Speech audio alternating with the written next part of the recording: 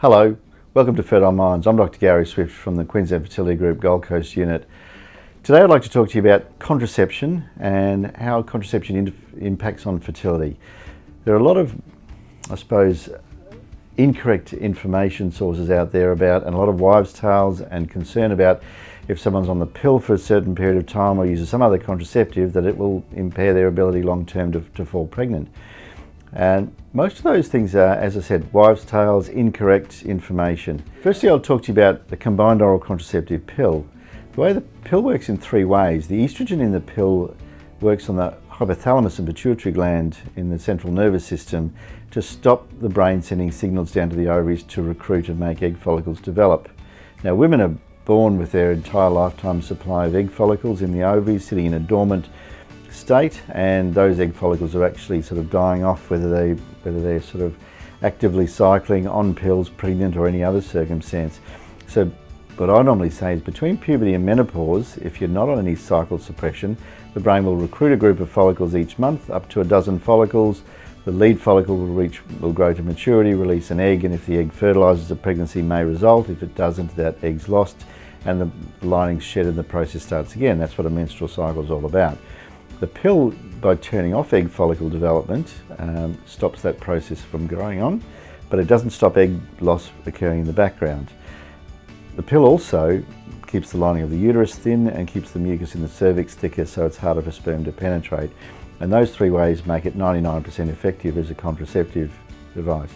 It doesn't have any permanent effects, so once the pill is withdrawn, that suppressive effect is withdrawn within a few days, and that's why we educate women when they're on the pill that if they miss a pill more than 2 days in a row, that it's got a risk of failing. The chance of the pill causing long-term fertility problems is basically zero. The only thing that we sometimes worry about is the pill might mask some conditions like endometriosis, which would otherwise present with heavy, painful periods. But in that scenario, the pill's not actually causing the problem. The pill just might be masking something that's already there. So the pill also, we know, reduces the long-term risk of uterine cancers, and there are actually sort of positive health benefits associated with it. The other pills that are available are progesterone-only pills. The lower dose pills we often use in breastfeeding women and women who can't tolerate estrogen. More recently, there's a full-strength progesterone pill which is equally effective as the combined pills.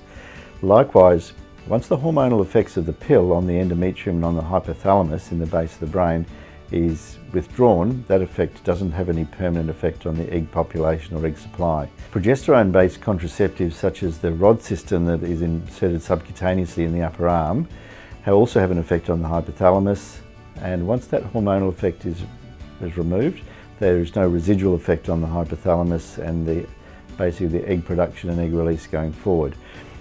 The other device which is in common use is a progesterone impregnated IUCD, or intrauterine contraceptive device. That has a local effect on the uterus and a very minimal systemic effect, and once that's removed from the body, within a few days that hormone's been removed, and within a cycle or two the uterus has returned to its normal endometrial development. The other contraceptives that we use, such as barrier contraceptives, obviously have no hormonal effect on the system, and other less common used contraceptives these days, such as Depo-Provera injections, we know have a prolonged suppressive effect, but still not a long-term effect on ultimate sort of fertility outcomes.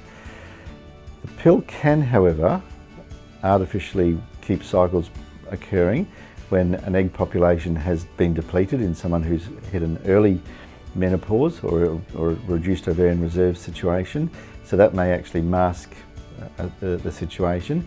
The other thing is women with polycystic ovaries, which affects 10% of the population, who may have irregular or infrequent periods.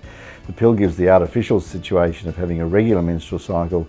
When the pill is withdrawn in women who have polycystic ovaries, often they have returned to an irregular cycle pattern, often similar to that where they were at before a pill was started.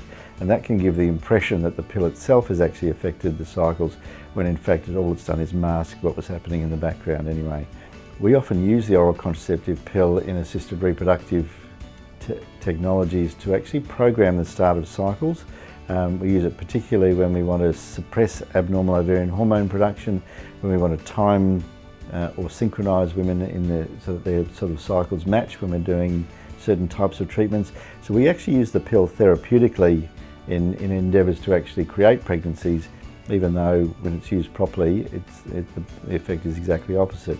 So if you've stopped contraception, particularly any of the pills or any of the devices I've mentioned as well, and your periods haven't returned, the first thing we as medical practitioners need to do is decide whether there is any fundamental comorbidity or other medical condition which might explain that occurrence.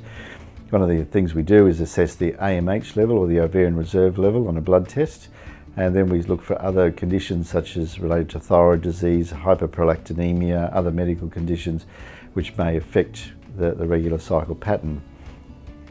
If we can prove that there's a normal egg reserve and that there's another cause for a failure of return to regular cycles, then treatment approaches to reverse that situation are specifically designed for any particular patient. The important thing though is if you're not cycling regularly, it usually means you're not ovulating regularly, and at the very minimum we need to work out why. We need to make sure that you haven't run out of eggs at an unexpectedly early age, which is an uncommon but a condition we sometimes find. If you've got a normal egg supply or even a high egg supply, as we see in polycystic ovarian syndrome, that may suggest that ovulation induction or some procedure with either tablets or sometimes low-dose injections to make eggs form may be all it would take to restore fertility to normal. But again, these situations are probably masked by the pill rather than created by prolonged periods of time on the oral contraceptive pill. Thanks for listening. I'm Dr. Gary Swift from the Queensland Fertility Group, and don't forget to subscribe to Fertile Minds.